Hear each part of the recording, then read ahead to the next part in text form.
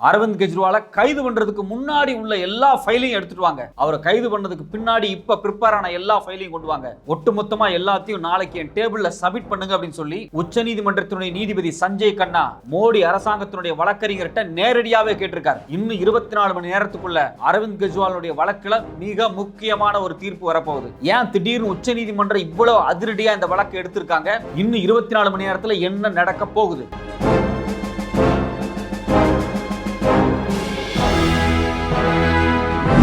இந்த வழக்குல சம்பந்தப்பட்ட முதல் அதிகாரிய மார்ச் 9, 2020 கைது பண்ணீங்க. 4 வருஷம் கழிச்சு தேர்தல் நெருங்கும் போது அரவிந்த் கெஜ்ரிவாலை நீங்க கைது பண்ணிருக்கீங்க. இதுக்கு பின்னாடி இருக்கக்கூடிய உள்நோக்கம் என்ன? இது யாரோட இன்ஸ்ட்ரக்ஷனால நேரடியா கைது செய்யப்பட்டிருக்கு? இது எல்லாமே இன்னும் 24 மணி நேரத்துக்குள்ள வெட்ட வெளிச்சமாக்கப்படுமா?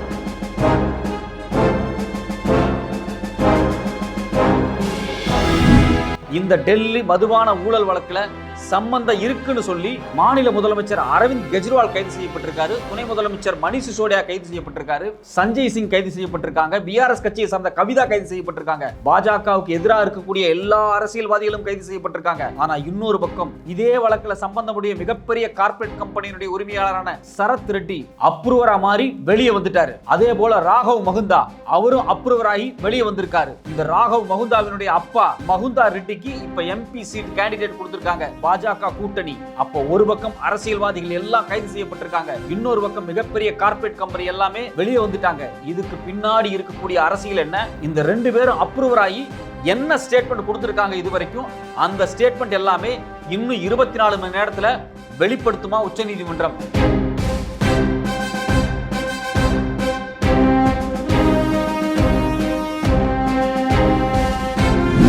அரவிந்த் கெஜ்ரிவாலுடைய வழக்கில நாளைக்கு இடைக்கால தீர்ப்பு வரப்போகுது. இந்த சூழ்நிலையில அமலாக்கத்துறையினுடைய நீதிபதி துஷார் மேத்தா உச்ச நீதிமன்றத்துல போய் அவருக்கு நீங்க இன்டீரியம் பெயில் கொடுத்துடக்கூடாது, அவர் வெளியே வரவே கூடாது, அவர் ஒரு குற்றவாளி அப்படி இப்படின்னு பயங்கரமா கோர்ட்ல பேசியிருக்காரு. எதுக்காக அமலாக்கத்துறையினுடைய நீதிபதி இவ்வளவு பதட்டப்படணும்? அவருடைய பதட்டத்துக்கு பின்னாடி இருக்கக்கூடிய அரசியல் என்ன? அரவிந்த் கெஜ்ரிவால் திகார் சிறையிலிருந்து வெளியே வந்து வாயை திறந்தா என்ன நடக்க போகுது?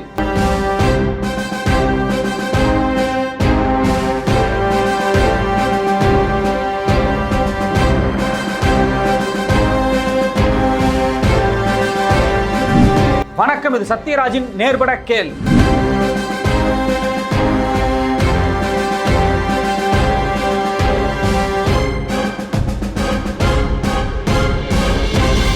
டெல்லியினுடைய முதலமைச்சர் அரவிந்த் கெஜ்ரிவால் திகார் சிறையில் இருக்கார். கடந்த மார்ச் 21 அவர் கைது செய்யப்பட்டார். அவர் எதுக்கு கைது செய்யப்பட்டார் அப்படின்னா, மதுபான விற்பனைகளுக்கான ஒரு புதிய கொள்கையை கொண்டு வந்தார். அந்த கொள்கையில முறைகேடு நடந்துருச்சு, அரவிந்த் கெஜ்ரிவால் 100 கோடி ரூபாய் லஞ்சம் வாங்கிட்டார் அப்படின்னு சொல்லி இந்தியாவினுடைய அமலாக்கத்துறை அவர் மேல வழக்கு பதிஞ்சு அவரை கைது பண்ணி இப்ப திகார் சிறையில் வச்சிருக்காங்க. அவர் திகார் சிறையில் இருந்தாலும் இன்னைக்கு வரைக்கும், அதாவது மார்ச் 21 இருந்து இன்னைக்கு டேட் வரைக்கும், இதுவரைக்கும் அவர் மேல இருக்கக்கூடிய குற்றச்சாட்டுக்கான ஆதாரங்கள் கோர்ட்ல சமர்ப்பிக்கப்படவே இல்லை. தொடர்ச்சியா நீதிமன்றம் கேட்டுக்கிட்டே இருக்காங்க. ஆனா அமலாக்கத்துறையால இதுவரைக்கும் சாலிடான எந்த ப்ரூஃபையுமே அரவிந்த் கெஜ்ரிவாலுக்கு எகெயின்ஸ்டா வைக்கவே முடியல.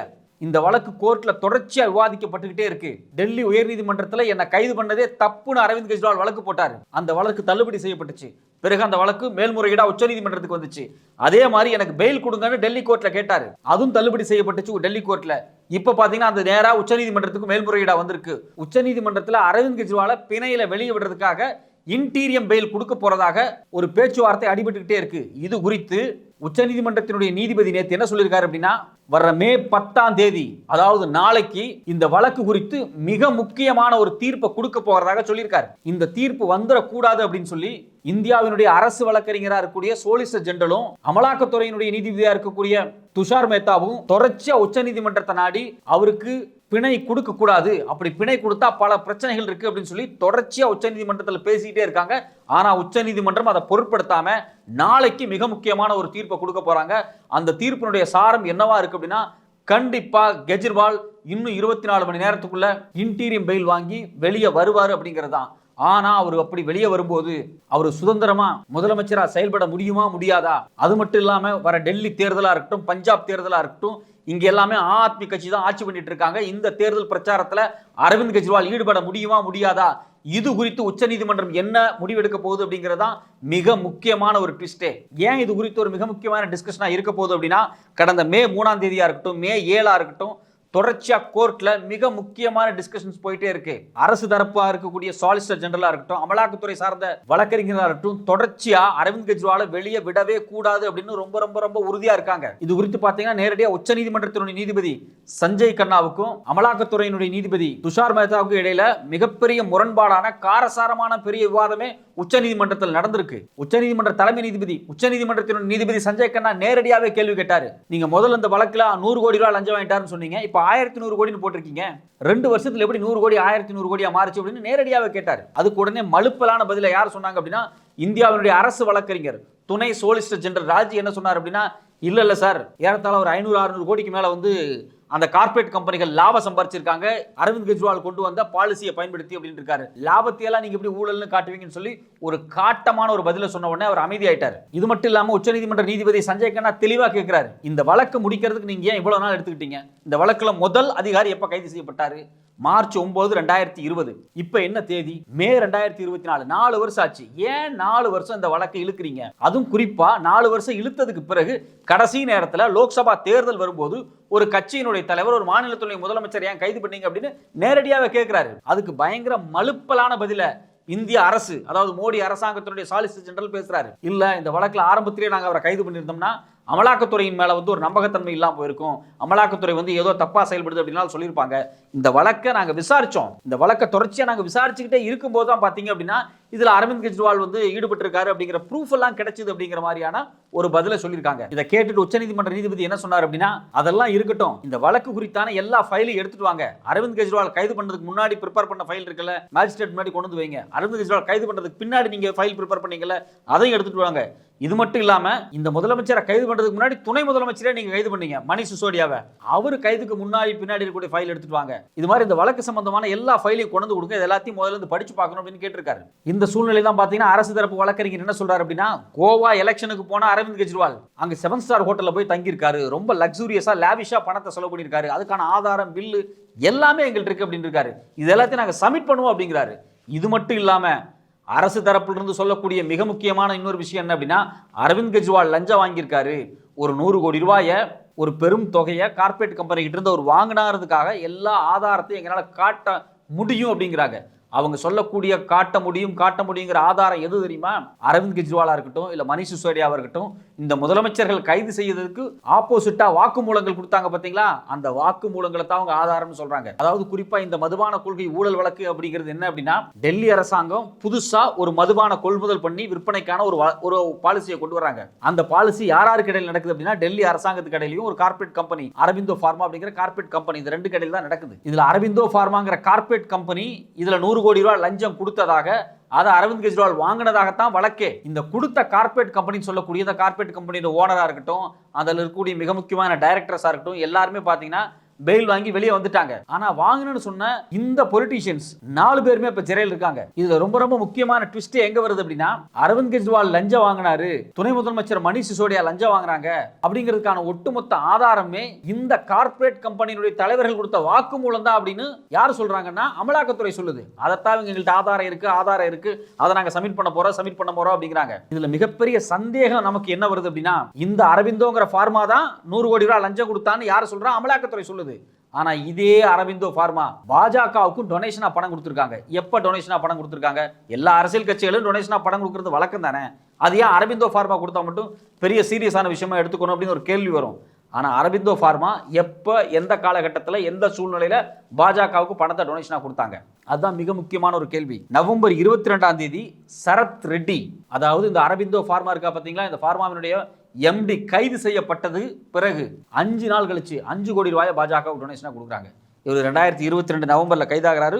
ஜூன் 2023ல இன்டீரியம் பெயில் வாங்கி வெளியே வந்துடுறாரு. வெளியே வந்த உடனே 2 மாசத்துல 25 கோடி ரூபாய் பாஜகவுக்கு டொனேஷனா போகுது. அப்போ ஊழலில் சம்பந்தப்பட்டன்னு ஒரு தரப்பை சொல்றாங்க. அப்போ ஊழலில் சம்பந்தப்பட்டன்னு சொல்லக்கூடிய ஒரு தரப்பு, கார்ப்பரேட் தரப்பு, பாஜகவுக்கு ஏறத்தாழ ஒரு 35 கோடி ரூபாயை டொனேஷனா கொடுத்திருக்காங்க. அவங்களுக்கெல்லாம் இன்டீரியம் பெயில் கிடைச்சிருக்கு, அவங்கெல்லாம் வெளியே வந்துட்டாங்க, அவங்கெல்லாம் உண்மையை ஒத்துக்கிட்டாங்க, மன்னிப்பு கேட்டாங்க கோர்ட்டில் அப்படின்னு எல்லாமே ஏற்கனவே சொல்லப்பட்டுச்சு.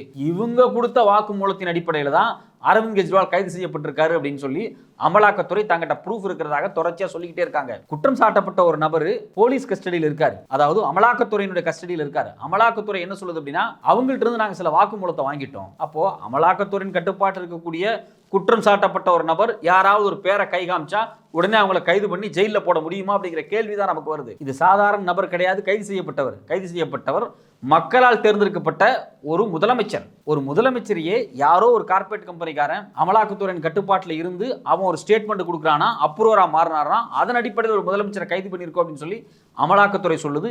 இதைத்தான் உச்சநீதிமன்றம் தொடர்ச்சியா துருவி கேள்வி கேட்கிறாங்க. இது மட்டும் இல்லாம அமலாக்கத்துறை நேரடியாவே சொல்றாங்க, அரவிந்த் கெஜ்ரிவாலுக்கு நீங்க ஜாமீன் தரக்கூடாது, அவர் நீங்க ஜாமீன் தந்தீங்கன்னா அவர் வெளியே போய் முதலமைச்சரெல்லாம் வந்து வேலை செய்வாரு அப்படிங்கிறாங்க. அவர் மக்களால் தேர்ந்தெடுக்கப்பட்ட ஒரு பிரதிநிதி, முதலமைச்சரா தான் இருப்பாரு. இது மட்டும் இல்லாம அமலாக்கத்துறை நீதிபதி துஷார் மேத்தா என்ன சொல்றாரு அப்படின்னா, இப்போ ஒரு விவசாயி இருக்கான், விவசாயி என்ன பண்ணுவான், விவசாயம் செய்வான், கடைக்காரன் மளிகை கடை வச்சிருப்பான், அதே மாதிரி ஒரு முதலமைச்சர் திருப்பி முதலமைச்சரா உட்காருவாரு, அதெல்லாம் அலோவ் பண்ண முடியாது, இவருக்கு நம்ம பெயில் கொடுத்தோம் அப்படின்னா ஒரு தப்பா போயிடும், இவருக்கு நம்ம பெயிலே கொடுக்க கூடாது அப்படின்னு சொல்லி அமலாக்கத்துறை சார்பாக சொல்றாங்க. அந்த நேரத்துல பாத்தீங்க அப்படின்னா இந்த அரவிந்த் கெஜ்ரிவாலினுடைய நீதிபதி அபிஷேக் மனு சிங்வி நேரடியாவே கேட்கிறாரு, திரும்ப குற்றம் செய்யக்கூடிய தொடர் குற்றவாளியா இவர் மாநிலத்தினுடைய முதலமைச்சர், இவர் மேல ஒரு குற்றம் சாட்டப்பட்டிருக்கு, இது வரைக்கும் ப்ரூவ் பண்ணப்படல, இப்ப தேர்தல் வருது, தேர்தல் நேரத்தில் அவர் பிரச்சாரத்துக்காக வெளியே வரதுல என்ன பிரச்சனை அப்படிங்கறதான் அவர் வைக்கக்கூடிய வாதமா இருக்கு. அதே சமயத்தில் இதுக்கு நேரடியாகவே சாதகமாகவே உச்சநீதிமன்றத்தினுடைய நீதிபதி சஞ்சய் கண்ணா கேள்வி கேட்கிறாரு. 5 வருஷத்துக்கு ஒரு தடவை தேர்தல் வருது, ஏதோ ஒரு 3 மாசம் 4 மாசத்துக்கு ஒரு தடவை வரக்கூடிய அறுவடை கிடையாது, இது 5 வருஷத்துக்கு ஒரு வரக்கூடிய தேர்தல், இது ஒரு அசாதாரணமான சிறப்பு சூழல். இந்த சிறப்பு சூழல்ல ஒரு அரசியல்வாதிக்கு பெயில் கொடுக்கறதுல என்ன இருக்கு அப்படிங்கிற மாதிரியான கேள்வி முன் வச்ச உடனே தான் அமலாக்கத்துறையினுடைய நீதிபதி துஷார் மேத்தா நடுங்கி போயிட்டாரு. ஐயோ, அரவிந்த் கெஜ்ரிவாலுக்கு பெயில் கொடுக்க போறாங்க, இன்னும் 2-3 நாட்களுக்குள்ள அரவிந்த் கெஜ்ரிவால் வெளியே வர போறாரு, அவர் வெளியே வந்தார் அப்படின்னா டெல்லி கோர்ட் வாசல் இருந்தே தேர்தலுக்கு பிரச்சாரம் பண்ண போறாரு. ஏன்னா அவர் 25ஆம் தேதி பாத்தீங்கன்னா எலெக்ஷன் வரப்போகுது. ஆத்மி கட்சியினுடைய கோட்டைன்னு சொல்லக்கூடிய டெல்லியா இருக்கட்டும், பஞ்சாபா இருக்கட்டும், இது எல்லாமே இனிதான் தேர்தல் வரப்போகுது. இந்த தேர்தல் பரப்புரையில் அரவிந்த் கெஜ்ரிவால் வரக்கூடாது, அவர் வந்தா பாஜக மிகப்பெரிய அடிவாங்கும் தேர்தல் அப்படிங்கிறதுக்காகவே அவரை பிடிச்சி இப்போ ஜெயிலில் போட்டிருக்காங்க. ஆனா உச்சநீதிமன்றத்தினுடைய நீதிபதியினுடைய கருத்தின்படி பார்த்தா இன்னும் 24 மணி நேரத்துக்குள்ள அரவிந்த் கெஜ்ரிவால் வெளியே வரத்தான் போறாரு. டெல்லி திகார் சிறை வாசல்ல நின்று அவர் தேர்தல் பிரச்சாரத்தில் ஈடுபட போறாரு. இது இந்தியா முழுக்க, ஏன் உலகம் முழுக்க பரபரப்பா பார்க்கப்படக்கூடிய ஒரு விஷயமா மாறப்போகுது. ஏன்னா எந்த விதமான அடிப்படை ஆதாரமே இல்லாம யாரோ ஒருத்தன் சொன்னா, எவனோ ஒருத்தன் சொன்னா அப்படிங்கிறதுக்காக அவன் அப்ரூவரா மாறிட்டான், இவன் அப்ரூவரா மாறிட்டான் அப்படிங்கிறது அடிப்படையா வச்சு ஒரு மாநிலத்தினுடைய முதலமைச்சரை கைது பண்ணி திகார் ஜெயில போட்டாங்க. திகார் ஜெயில அவர் சுகர் பேஷண்ட், இன்சுலின் கூட அவருக்கு ஒழுங்கா கொடுக்கல. பிற்பாடு அவர் முறையிட்டார் தன்னோட வக்கீல வச்சு, எனக்கு முறையான இன்சுலினை கொடுங்க அப்படின்னாரு. ஆனா அரசு தரப்புல என்ன சொல்லுச்சு அப்படின்னா, இவர் சுகருக்கு ஊசி போடாம இவர் என்ன பண்றாரு அப்படின்னா இஷ்டத்துக்கு சாப்பிட்றாரு, தன்னோட உடம்புல சுகரை அதிகமாக காமிச்சுக்கிறதுக்காக கண்டதையும் சாப்பிட்றாரு, அதனாலதான் அவருக்கு சுகர் அதிகமாகுது அப்படின்னு சொல்லி ஒரு பொறுப்புள்ள அதிகாரி சொல்லாது. ஏங்க, அவர் திகார் ஜெயிலில் இருக்காரு, ஒரு முதலமைச்சர், அவர் வந்து சுகரை சாப்பிட்றாரு, ஐஸ்கிரீம் சாப்பிட்றாரு, சாக்லேட் சாப்பிட்றாரு, அதனால அவருக்கு சுகர் அதிகமாகுதுன்னா சொல்லுவாங்க. இதெல்லாமா ஜெயிலுக்குள்ள கிடைக்க போகுது?